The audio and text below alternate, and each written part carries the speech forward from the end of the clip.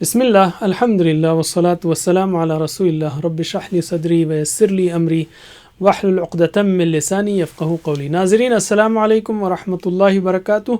قرآن کا خلاصہ انگلیوں پر، ہر صورت کے مقاصد، مرکزی مضامین اور ہر صفحے پر ایک اشارہ ربط کے ساتھ۔ پارہ نمبر 8، 15 سطری مصحف کے اعتبار سے۔ سورہ الانعام چل رہی ہے جو مکے میں نازل ہوئی آخری دور میں، سن 13 نبوی میں۔ اس کے مقاصد ہیں ایمان کو مضبوط کرنا، خاص کر توحید پر، اور کفر و شرک کو دل سے صاف کر دینا۔ یاد رہے کہ مکی صورتوں کے اہم مضامین ہیں توحید اور شرک، رسالت اور اس کے اپوزٹ منکر قومیں، اور آخرت، جنت جہنم، اور اس کا اپوزٹ دنیا، اور ان میں مثلا توحید کے دلائل ہیں اور شرک کا رد کے دلائل ہیں، اور اعتراضات کے جوابات بھی ہیں ان تینوں ٹاپکس کے۔ پھر تسلی و صبر مومنوں کو اور وارننگ کفار کو، اور اخلاق مومنوں کے اور رسمیں مشرکوں کی وغیرہ۔ اب ہم لیتے ہیں ہر صفحے سے ایک مضمون۔ یاد رہے کہ ہر صفحے میں دوسرے مضامین بھی ہیں۔ تو ہم لیتے ہیں صفحات 1 سے 5۔ تو ہم لیتے ہیں صفحہ نمبر 1۔ جو لوگ اپنے شرک میں پکے ہیں، ایمان نہیں لائیں گے چاہے فرشتے اتریں یا مردے بات کرنے لگیں۔ اور اس میں ہم اشارہ لے رہے ہیں دشمن ہر نبی کے جن و انس میں سے کچھ دشمن رہے ہیں، وہ دھوکے بھری باتیں پھیلاتے رہتے ہیں۔ آپ کہیے، کیا اللہ کے سوا میں حکم ڈھونڈوں حالانکہ اس نے تمہاری طرف تفصیلی کتاب اتاری؟ عام طور پر لوگوں کی اکثریت گمراہ ہوتی ہے، اس لیے حق کو دیکھو، اکثریت کو نہیں۔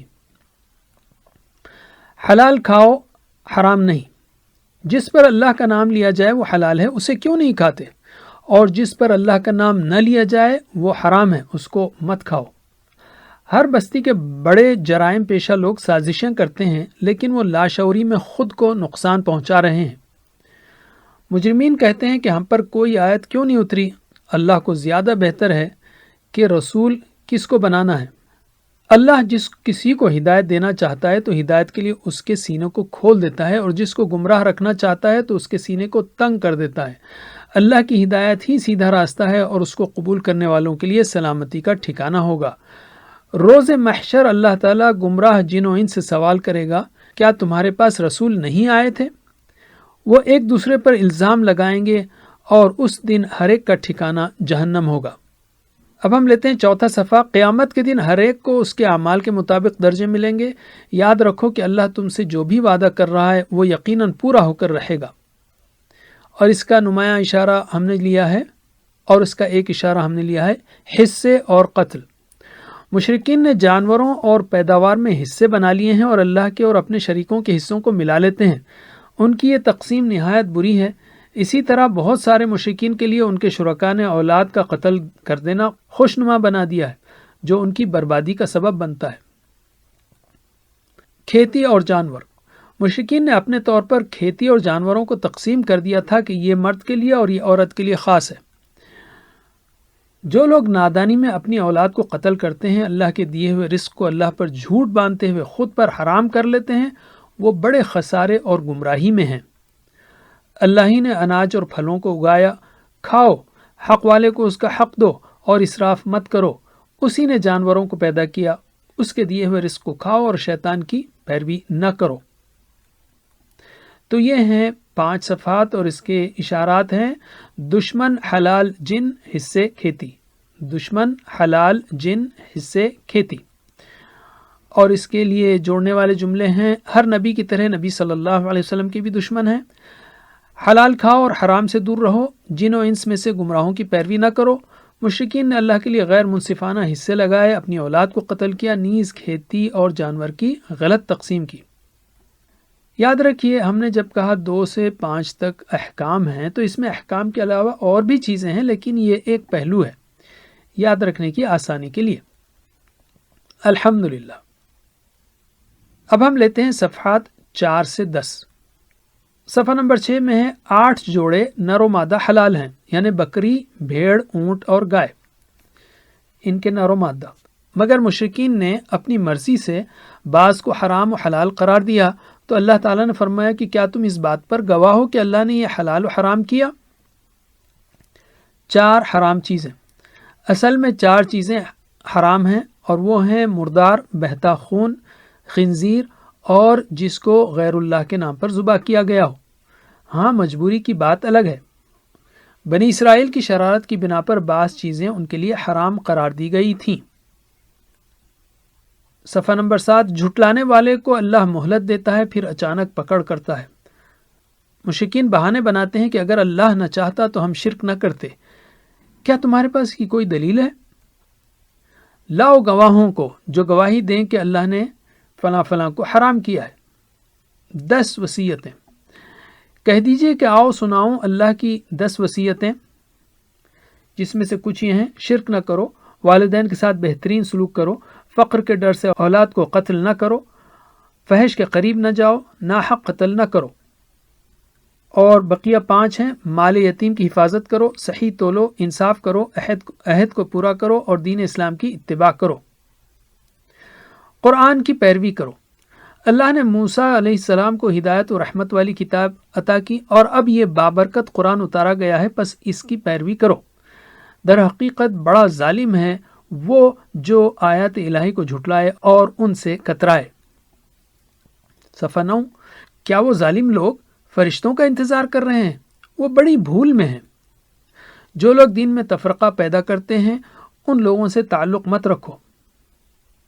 اور اشارہ ہے اہم نصیحتیں.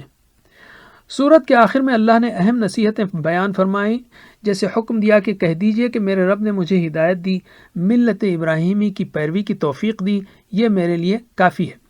کیا اس ہدایت کے باوجود میں اللہ کے علاوہ دوسرے رب کو ڈھونڈوں؟ اب شروع ہوتی ہے سورہ الاعراف، اور یہ نازل ہوئی سن 13 نبوی میں، یعنی مکی دور کے آخر میں، جیسے کہ انعام نازل ہوئی تھی. اس کے مقاصد ہیں یا یہ بتانا ہے کہ ایمان و کفر کی کشمکش اور اس کا انجام، اور نبیوں اور قوموں کے حالات. اس کے مضامین ہیں قرآن کی عظمت، شیطان اور انسان، آخرت، توحید، رسالت، ہدایات. ویسے ہم نے مکی صورتوں کے مضامین کا اوورال ذکر کیا تھا، اس کو بھی یاد رکھیے. سورہ اعراف شروع ہو رہی ہے: قرآن کی اتباع کرو. اے نبی، قرآن کی تبلیغ میں دل تنگ نہ ہو. اے لوگو، اللہ کے احکام کی پیروی کرو ورنہ پچھلی قوموں کی طرح ہلاک کر دیے جاؤ گے. قیامت کے دن اعمال کا وزن ہوگا، اسی کی بنیاد پر انسان کامیاب یا ظالم قرار دیا جائے گا. اللہ نے ہمیں زمین میں بسایا، بے شمار احسانات کیے، ان کا تقاضا ہے کہ ہم اللہ کے ہر وقت شکر گزار رہیں. تو یہ صفحات ہیں 6 سے 10 اور ان کے اشارات ہیں 4، 10 قرآن، نصیحتیں قرآن. 4، 10 قرآن، نصیحتیں قرآن. اور ان کو جوڑنے کے لیے ہیں جملے: اللہ نے 4 چیزیں حرام کی اور 10 وصیتیں بیان فرمائی. ان کو جاننے کے لیے قرآن پڑھو، اس کی نصیحتیں یاد رکھو اور قرآن کی اتباع کرو. الحمدللہ. اب ہم لیتے ہیں صفحات 11 سے 15. صفحہ نمبر 11 ہے ابلیس. ابلیس نے تکبر کرتے ہوئے اللہ کے حکم کی نافرمانی کی. کہا کہ آدم کی پیدائش مٹی سے اور میری آگ سے، چنانچہ اللہ نے اس کو جنت سے نکال دیا، لیکن اسے مہلت دی اور فرمایا کہ تجھے اور تیری پیروی کرنے والوں کو جہنم میں ڈال دیا جائے گا. اللہ نے آدم علیہ السلام کو جنت میں رہنے کے لیے کہا. شیطان نے آدم کو دھوکہ دیا اور آدم و حوا کے جنت سے نکلنے کا سبب بنا. آدم و حوا نے اللہ سے بخشش طلب کی، اللہ نے ان کی دعا قبول کی اور انہیں زمین پر چلے جانے کا حکم دیا. لباس اور بے حیائی. اللہ نے فرمایا کہ ہم نے تمہاری حفاظت و زینت کے لیے لباس نازل کیا ہے. اے انسانوں، تمہیں شیطان فتنے میں نہ ڈالے جیسا اس نے تمہارے باپ یعنی آدم علیہ السلام کے ساتھ کیا تھا. رب کا حکم ہے انصاف کرو، اسی کی عبادت کرو اور اسی سے دعا مانگو. اے بنی آدم، عبادت کے لیے بہتر لباس کا انتخاب کرو. کھاؤ پیو، اسراف مت کرو. زینت و طیبات اللہ کی جانب سے ہیں، ان کو حرام نہ سمجھو. ظاہری و باطنی ہر طرح کی بے حیائی، گناہ اور ظلم، شرک اور اللہ پر جھوٹ بولنے سے دور رہو. رسل اور منکرین. رسولوں کی دعوت کو قبول کرنے والوں کو نہ خوف ہوگا نہ غم، جبکہ جھٹلانے والے ہمیشہ کے لیے جہنم میں رہیں گے. جہنم میں جھگڑا. جہنمی جہنم میں آپس میں جھگڑیں گے اور گمراہ کرنے والوں پر لعنت کریں گے۔ جھٹلانے والوں اور حق کے مقابلے میں تکبر کرنے والوں کو جنت میں داخلہ نہیں ملے گا۔ جو لوگ ایمان اور عمل صالح پر ہوں گے ان کو ہمیشہ کی جنت ملے گی۔ جنت میں اللہ تعالیٰ دلوں کو منفی جذبات سے پاک کر دے گا۔ جنتی لوگ ہدایت پر اللہ کا شکر ادا کریں گے۔ اللہ تعالیٰ ہم سب کو جنت والا بنائے۔ جنتی لوگ جہنمیوں سے پوچھیں گے کہ ہم نے تو اپنے رب کا وعدہ حق پایا، کیا تم نے بھی پا لیا؟ وہ کہیں گے ہاں۔ اعراف والے جنت والوں کو سلام کریں گے اور خود کے لیے دعا کریں گے۔ وہ جہنمیوں سے کہیں گے کہ تمہاری کوئی طاقت اور تمہارا تکبر تمہارے کچھ کام نہ آیا۔ جہنمی لوگ جنتیوں سے پانی یا کھانے کی درخواست کریں گے لیکن وہ محروم رہیں گے۔ تو یہ ہوئے صفحات 11 سے 15 اور ان کے اشارات ہیں دائیں ہاتھ پر، اس کی پریکٹس کیجئے 5 انگلیوں پر۔ ابلیس لباس، رسل، جہنم، اعراف۔ ابلیس لباس، رسل، جہنم، اعراف۔ اور جملے ہیں جوڑنے کے، ابلیس کے شر سے بچنے کے لیے تقوی کا لباس پہن لیجئے، اور رسولوں کا انکار کرنے والے جہنم میں جھگڑا کریں گے اور اعراف والے جنت میں جانا چاہیں گے۔ الحمدللہ۔ اب ہم لیتے ہیں صفحات 16 سے 20۔ قرآن کتاب ہدایت ہے، قیامت کے دن منکرین اس کا انکار کرنے پر افسوس کریں گے۔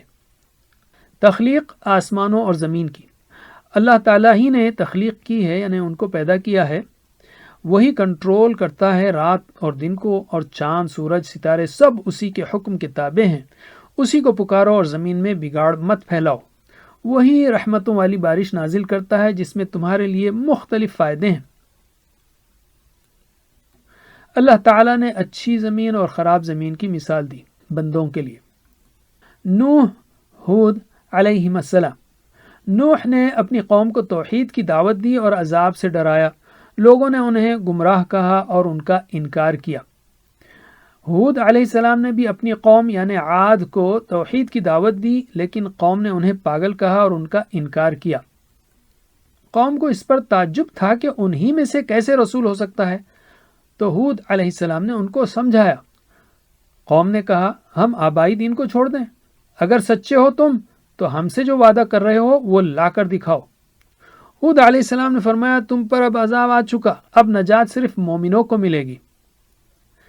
صالح علیہ السلام، انہوں نے بھی ان کی قوم یعنی سمود کو دعوت دی، لیکن یہ فائدہ مند ثابت نہ ہوئی، حالانکہ انہیں اونٹنی کی نشانی دی گئی تھی۔ صالح نے اپنی قوم کو اللہ کے احسانات یاد کروائے۔ قوم کے متکبروں نے عام لوگوں کو بہکایا اور صالح کا انکار کیا۔ انہوں نے اونٹنی کو اللہ کی نشانی نہ مانتے ہوئے اس اونٹنی کی کونچیں کاٹ ڈالی، چنانچہ ان پر زلزلہ آیا۔ لوط علیہ السلام، لوط علیہ السلام نے اپنی قوم سے کہا کہ تم بے حیائی کا کام کیوں کرتے ہو؟ قوم لوط نے لوط اور اہل ایمان کو بستی سے باہر نکالنے کی دھمکی دی، لیکن اللہ نے انہی کو پتھروں کی بارش کا عذاب بھیج کر ہلاک کر دیا۔